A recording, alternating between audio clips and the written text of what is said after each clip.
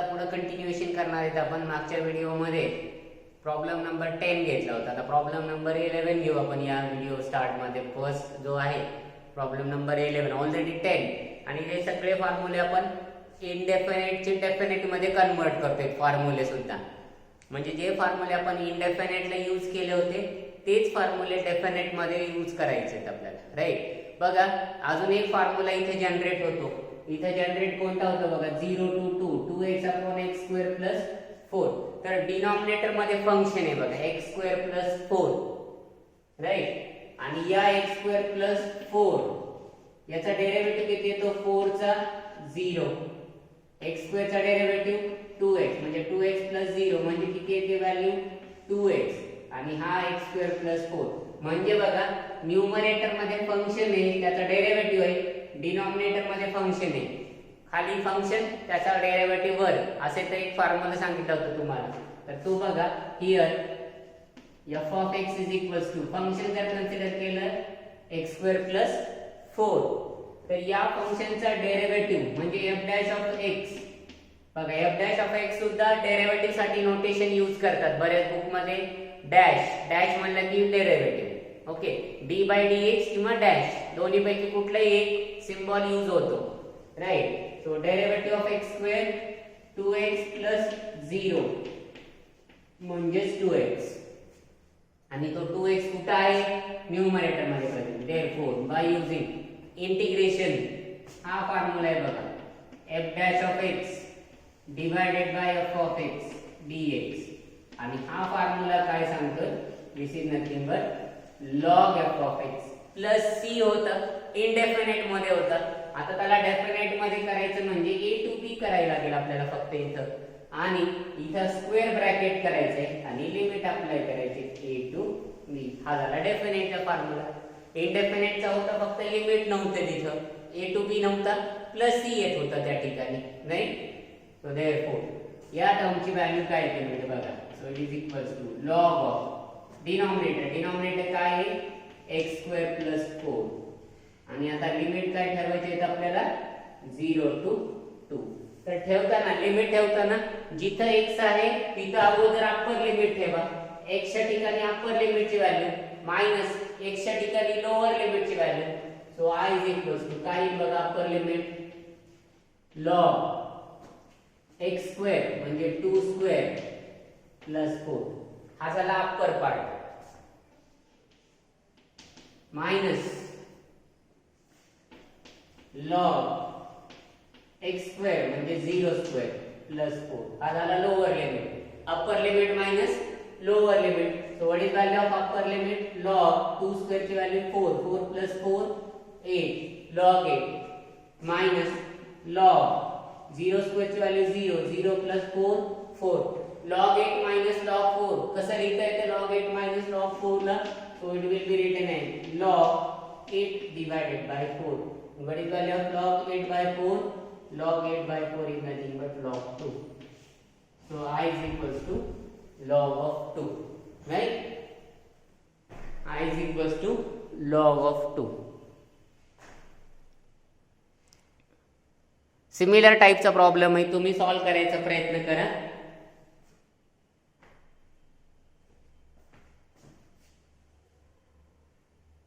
Zero to 4, 2x च्या ठिकाणी 8x आणि 4 च्या ठिकाणी 5. 0 to 4 8x divided by x square plus 5. बघा याला सॉल्व करता येईल तुम्हाला, कसं सॉल्व करता येईल बघा, एक लक्ष द्या.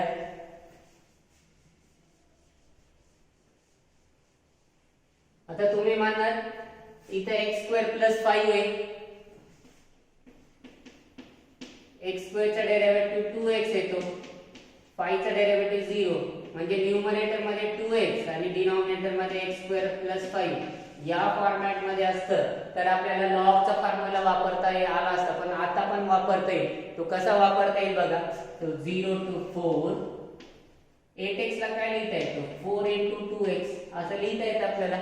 कारण आपल्याला काय पाहिजे न्यूमरेटर मध्ये 2x पाहिजे, याचा डेरिव्हेटिव्ह आहे तो, म्हणून म्हणजे 4 × 2x डिवायडेड बाय x² + 5 आणि multiply by dx. He step कळते. 8x ला काय लिहिता येतं 4 × 2x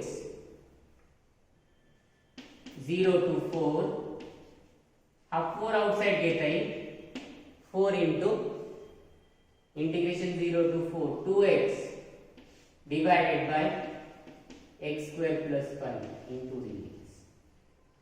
राइट. तर झाला मागच्या सारखाच प्रॉब्लेम झाला हा. So f of x is equals to x² + 5. डिनॉमिनेटरला f of x consider केला. f dash of x is equals to 2x. f dash of x ची व्हॅल्यू काय आहे?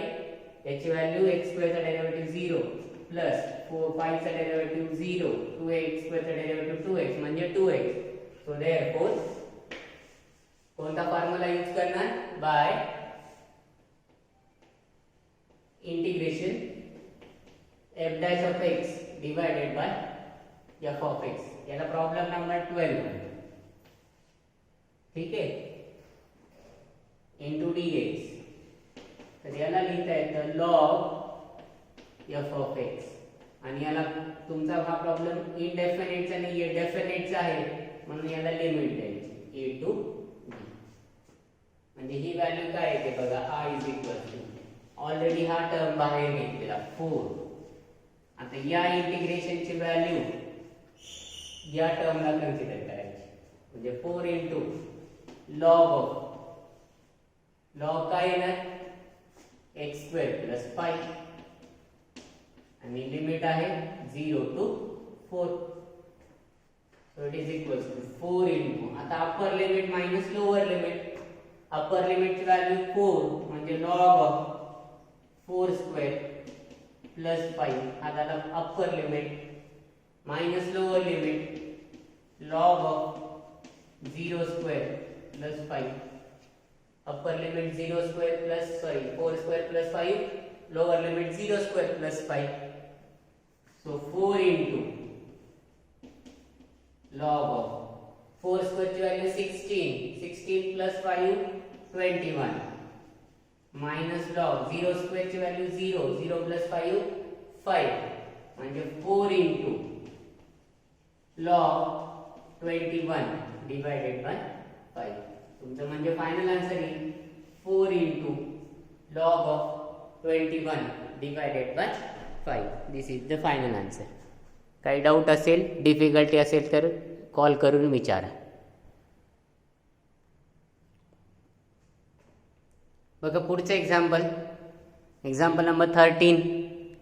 Evaluate integration 0 to infinity e to the power -x. जसं e⁻x चे integration तसं e⁻x चे integration. फक्त e⁻x simple होता, e⁻x कारण x चा डेरिव्हेटिव्ह 1 येत होता, पण -x चा डेरिव्हेटिव्ह -1 येतो, त्याच्यामुळे थोडंसं केअरफुली याला सॉल्व्ह करायचं आहे. राईट.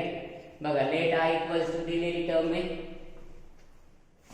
तो i इज इक्वल्स टू काय येणार e⁻x चे इंटिग्रेशन e⁻x चे integration e⁻x divided by derivative of -x.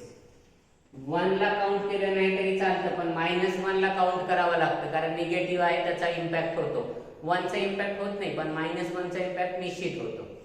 आणि लिमिट काय आहे 0 to infinity. तुम्ही म्हणाल इन्फिनिटी खूप मोठा नंबर दिलाय, घाबरायचं नाहीये. अगोदर सॉल्व्ह करायचं, जिथपर्यंत सॉल्व्ह होते तिथपर्यंत सॉल्व्ह करायचा प्रयत्न करा. So it is equals to म्हणजे e⁻−x डेरिव्हेटिव्ह ऑफ -x चा डेरिव्हेटिव्ह किती येतो 1 येतो, म्हणून -1 येतो म्हणजे 0 to infinity. हा -1 बाहेर घ्या म्हणजे निगेटिव्ह साइन बाहेर येतं, म्हणजे मायनस बाहेर आला e⁻−x.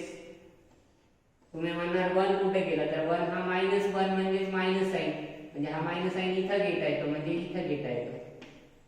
Right. Minus of e to the. आता अप्पर लिमिट आणि लोअर लिमिट. आता e to the power -x त्याला तुम्हाला पाहिजे असेल तर प्लस पण करू शकता तुम्ही. So it is equals to minus, त्याला असं लिहिता येतं 1/, e raised to power x 0 to infinity. Correct? So it is equals to minus 1 upon e raised to power infinity minus 1 upon e raised to power 0. Okay, आता e चा infinite power काय value देतो? Infinite value इनफायनाइटच देणार, म्हणजे minus 1 upon infinite, कारण already infinite आहे आणि एखाद्या टर्मचा इनफायनाइट पॉवर काय येत असतो? इनफायनाइटच येत असतो, म्हणून 1 upon infinity minus e raise to power 0, 0 ची value 1, so 1 upon 1 minus 1 upon infinity ची व्हॅल्यू किती येते? 0. तुम्ही लक्षात घ्या, हा टर्म म्हणजे 1/0, 1/0 ची value not define, not define म्हणजे इनफायनाइट, म्हणजे 1 अपॉन इनफायनाइट ची व्हॅल्यू काय लिहिता येते? 0 लिहिता येते. So therefore 0 minus 1, 0 minus 1 म्हणजे minus 1 आणि minus of minus 1 म्हणजे काय येतो? plus 1, म्हणजे final value of I is equals to 1. हा लक्षात घ्या, e raised to power infinity, any term raised to power infinity is equals to infinity आणि any power raised to 0 is equals to 1, sorry not 0. कुठल्या टर्मचा 0 power 1 येतो, कुठल्या टर्मचा infinite power infinite value येतो. Next example घेऊ बघा. Next example बघा, evaluate integration 0 to log 2 e raised to power 5x into dx. Already अशा टाइपचे आपण एक्झाम्पल सॉल्व्ह केलेत, फक्त 5x बघा, e raised to 5x simple function नाहीये, कंपोजिट आहे. e raised to 5x चे इंटिग्रेशन येणार e raised to 5x divided by derivative of 5x, आणि इथं फक्त थोडेसे लिमिट थोडे वेगळे दिसते. एक लिमिट 0 चे आणि दुसरे लिमिट काय आहे? log 2 आहे. ठीक आहे, log 2 आहे, घाबरायचं नाही. आपल्याला जेव्हा जसं आपण अपर लिमिट आणि लोअर लिमिट मध्ये व्हॅल्यू ठेवतोच, त्याच मेथडनी अपर लिमिट आणि लोअर लिमिट व्हॅल्यू ठेवायच्या. ओके, म्हणजे e raise to power 5x divided by derivative of 5x, 5x चा डेरिव्हेटिव्ह किती येतो? 5 into 1 and limits are 0 to log 2. So what is derivative of e raised, sorry 5x चा derivative already काढलाय आपण, 5 आलाय. So e raised to power 5x divided by 5y 0 to log 2. हा 5 तुम्हाला बाहेर पण घेता येतो, आउटसाइड घेता येतो. So it is equals to 1 upon 5 outside घेता येईल, e raised to power 5x limits are 0 to log 2. Upper limit आणि लोअर लिमिट ची व्हॅल्यू ठेवायची. अगोदर अप्पर लिमिट ठेवा 1 upon 5 e raised to power 5 into log 2 minus e raised to power 5 into 0. हा part कळाला. Upper limit log 2, lower limit 0. Upper limit log 2, lower limit 0. तर 1 upon, एक लक्षात घ्यायचं, थोडासा चेंज आहे. e raised to power 5 into log 2 ला लिहिता येतं log 2 raised to power 5, कारण आपल्याला रूल ऑफ लॉगॅरिथम मध्ये log m raised to power n असेल तर याला असं लिहिता येतं log n into log m. Power will be transferred to base or base will be transferred to power. So log e raised to power log 2 raised to power 5 e raised to power 0. 5 into 0 ची value, तुम्हाला एक term सांगितली होती e raised to power log f of x असं असेल तर याची value फक्त काय येत असते? f of x. He term cancel होऊन f of x मिळत असतो. म्हणजे 1 upon 5 आणि log e raised to power 2 raised to power 5 याला लिहिता येतं फक्त 2 raised to power 5, कारण ही टर्म कॅन्सल होत असते. e आणि log cancel, 2 raised to power 5 minus, sorry e raised to power 5, sorry e 2 raised to power 5 minus e raised to power 0 ची value किती येते? तर ती 1 येते. सो 1/5 2 raised to power 5 म्हणजे 32. 32 minus 1 म्हणजे 31. सो 1/5 into 31 म्हणजेच 31/5. So I is equals to 31 divided by 5. So this is your final answer of problem number 14. फक्त एक लक्षात घ्या, हा चेंज हा पॉवर मध्ये शिफ्ट केला म्हणजे e raised to power log cancel म्हणजे ही टर्म राहते फक्त 2 raised to power 5. e raised to power 0 ची व्हॅल्यू 1 हा 2 raised to power 5 he 32 minus 1 म्हणजे 31 divided by 5. Okay, next look at the next example, problem number 15. Evaluate integration 0 to pi sin 5x dx. आता sin 5x तुम्हाला integration sin x माहिती आहे, sin x चं integration माहिती असेल तर sin 5x पण इंटिग्रेशन काढता येतं. sin x, sin 2x, sin 3x, sin 4x, sin 5x, कारण कंपोजिट फंक्शन आहेत आणि कंपोजिट फंक्शनचं इंटिग्रेशन जसं सिंपल फॉर्म्युल्यानुसार आहे त्याच वेळी कंपोजिटचा फॉर्म्युला यूज करायचा आहे आपल्याला, राईट. म्हणजे बघा मेन फंक्शन साईनचे इंटिग्रेशन मायनस कॉस एक्स येतं म्हणजे sign 5x integration minus cos 5x एवढंच असेल का? नाहीये, कंपोजिट आहे इंटिग्रेशन मध्ये डिव्हिजन होतं, डेरिव्हेटिव्ह मध्ये मल्टिप्लिकेशन होतो आणि 0 to पाय, राईट. म्हणजे sin 5x integration minus cos 5x divided by derivative of 5x. 5x चा डेरिव्हेटिव्ह काय येतो तर 5 into 1 येतो 0 to pi, right. So it is equals to minus आता आपल्याला एक लक्षात घेता येईल -1/5 आउटसाइड घेऊन टाकू आपण. हा मायनस साइन आउटसाइड 5 into 1 म्हणजे 5 -1/5 म्हणजे सिंपली cos 5x राहतो आणि 0 to पाय राहतो.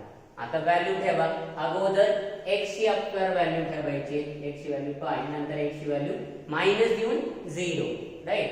म्हणजे काय येईल बघा आन्सर -1/5 अप्पर लिमिट म्हणजे cos 5x म्हणजे pi minus lower limit cos 5x म्हणजे 0.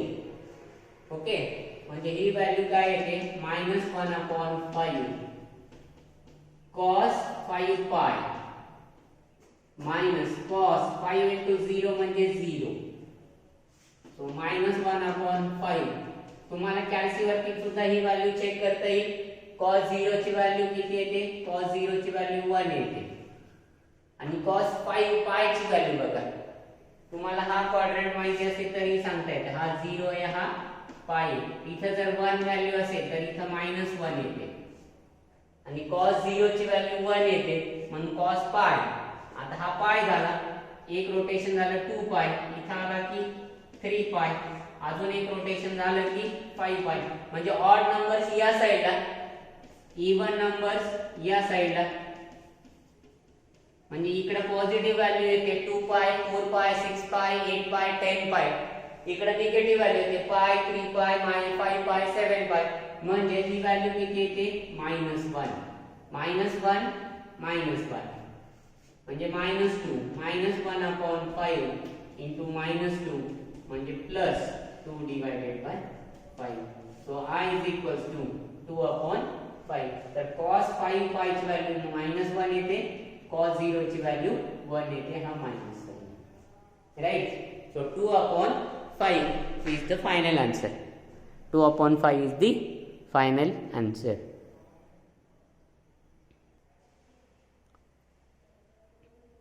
बघा next problem number 16. Evaluate integration limit lower limit म्हणजे x ची लोएस्ट व्हॅल्यू 0 आहे, x ची हायेस्ट व्हॅल्यू इन्फिनाइट आहे, dx अपॉन 9 + 4x². आता तुम्हाला आठवत असेल आपण इनडेफिनेट इंटिग्रेशन मध्ये या टाइपचं इंटिग्रेशन सॉल्व केलेलं आहे.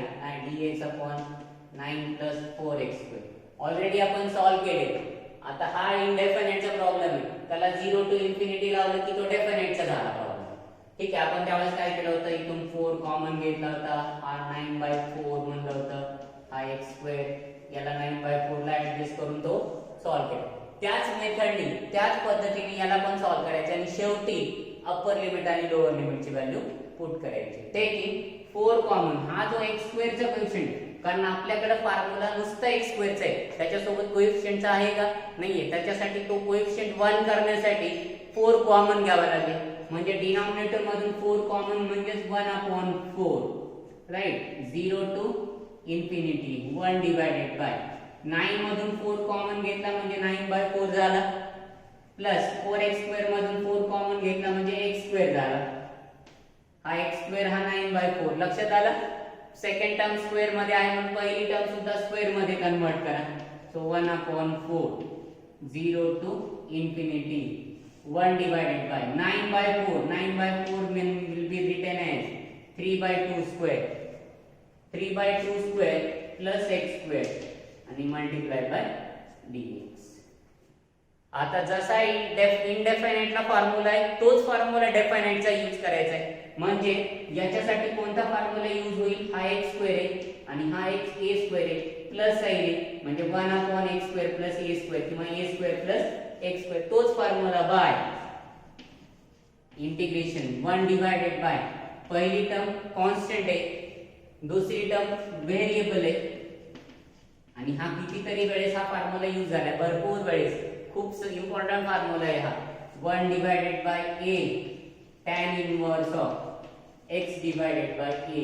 आपण इथं काय करत होतो, प्लस c लिहित होतो, पण आता इथं प्लस c फॉर्म्युला आपण डेफिनाइटला वापरतोय का इंडेफिनाइटला? डेफिनाइटला वापरतोय. म्हणजे इथं हा प्लस c फक्त घ्यायचं नाही, प्लस c घ्यायचं नाही तर मग काय करायचंय, तर याला लिमिट अप्लाय करायची a टू b. आता हा a आणि हा a याचा संबंध नाही, तो वेगळा आहे. जर तुम्हाला कन्फ्युजन होत असेल, a टू b नको असेल तर तुम्ही c टू d घ्या, कारण a b c काय d काय त्याच्या व्हॅल्यू वेगवेगळ्याच आहेत. म्हणजे या टर्मला याला ब्रॅकेट करून इथं काय करायचंय, c टू d. फक्त a टू b मी याच्यासाठी घेतलं नाही, तुम्हाला कन्फ्युजन होईल, हा a आणि हा a सेमच का वेगळा, तर तो वेगळाच आहे. हा आणि हा याचा काही संबंध येत नाही, तर हा फॉर्म्युला वापरा. तो बघा काय आन्सर काय येईल मग बघा. आता या प्रॉब्लेम नुसार काय यायला पाहिजे, हा 1/4 ट्रान्सफर होणार 1/4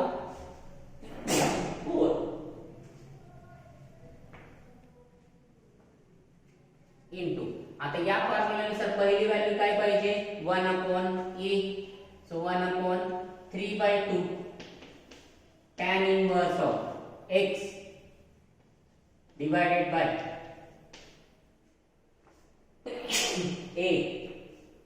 x बाय a म्हणजे 1/3/2 tan इनवर्स ऑफ x/3/2 आणि लिमिट काय येईल, तर 0 टू इन्फिनिटी. 0 टू इन्फिनिटी म्हणजे बघा हा काय होईल, मॉडिफाय होईल. 4 × 3 म्हणजे 12/2. 12/2 ची व्हॅल्यू 6, 1/6 होणार. असे कॅन्सलेशन करता येतं. हा 2 हा 4, 2 × 3 म्हणजे 6, 1/6 tan इनवर्स ऑफ x/3/2 म्हणजे 2x/3 tan inverse of 2x/3 आणि लिमिट्स काय, तर लिमिट्स आहे 0 to infinity, right. So this is equal to upper limit अगोदर, लोअर लिमिट नंतर, tan inverse of 2 × infinity divided by 3. आता upper limit minus lower limit tan inverse of 2 × 0 divided by 3. Upper limit lower limit लक्षात आलं, जिथं x आहे तिथं infinity, जिथं x आहे तिथं 0, म्हणजे 1/6 tan इनवर्स ऑफ. एक लक्षात घ्या, इन्फिनिटीला कशाने मल्टिप्लाय करा, इन्फिनिटी येतं, इन्फिनिटीला डिवाइड पण कुठल्याही नंबरने केलं तरी सुद्धा इन्फिनिटी येते. मायनस आणि 0चा तसंच आहे, 2 × 0 म्हणजे 0, 0 डिवाइडेड बाय 3 म्हणजे सुद्धा 0. राईट. सो 1/6. सांगा टॅनचा कुठला अँगल इनफायनाइट व्हॅल्यू देतो, इन्फिनिटी कुठला अँगल देतो, टॅनचा अँगल कुठला इन्फिनिटी व्हॅल्यू देतो, 90 देतो म्हणजेच π/2. आणि टॅनचा अँगल कुठली व्हॅल्यू 0 देतो तर 0. tan 0 0, tan 90 infinity. π/2 - 0 म्हणजे π/2. so 1/6 into π/2 and 1/6 into π/2 म्हणजे π/12 and this is your final answer, pi divided by 12. Okay ठीक आहे. आता एक्झाम मध्ये हा ऍज इट इज ठेवतो, फक्त हा 4 आणि 9 याला चेंज करून काहीतरी व्हॅल्यू देतो, ती व्हॅल्यू तुम्हाला सबस्टिट्यूट करून प्रॉब्लेम सॉल्व्ह करायला सांगतात. तर मी पण तुम्हाला इथे व्हॅल्यू फक्त चेंज करणार. प्रॉब्लेम नंबर 17 करतो. Evaluate integration 0 to infinity. इथे जनरल लिहितो a² plus b² into x². बघा व्हिडिओ पॉज करा, कारण 9 च्या ठिकाणी a² घेतले, 4 च्या ठिकाणी b² घेतले, फक्त ती व्हॅल्यू तेवढी चेंज होणार, बाकी प्रॉब्लेम आहे जे टी सॉल्व्ह करा.